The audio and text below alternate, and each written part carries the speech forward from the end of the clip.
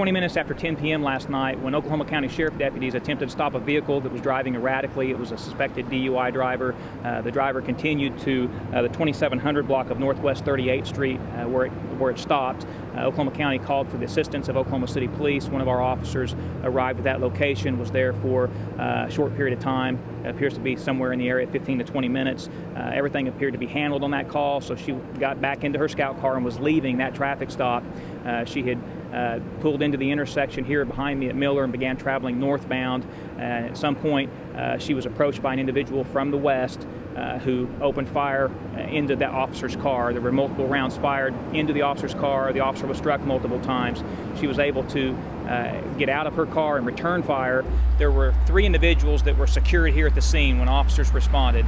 They were found in the front yard of the residence, which was the driver of the vehicle, which was the person that was arrested for DUI. That's 2507 Northwest 38th Street. They were secured. At that point, we didn't know what their involvement was, whether or not they were involved parties, witnesses, or would have information that would help with the investigation. But they were secured in scout cars and ultimately taken down the homicide to be interviewed. As the investigation continued overnight here at the scene and more evidence was collected, this morning we served a search warrant on that residence based on probable cause that we had to believe that there was evidence within that residence.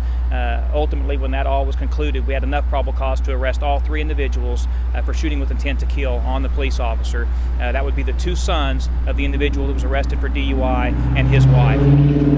They're currently in the Oklahoma County Jail being booked on that charge. It's also important to know we don't mention the caliber or the type of weapon, but I will say that the weapon used was an assault rifle that was used in the attack on the officer, and again, it was multiple rounds fired into that car and multiple rounds that struck the officer.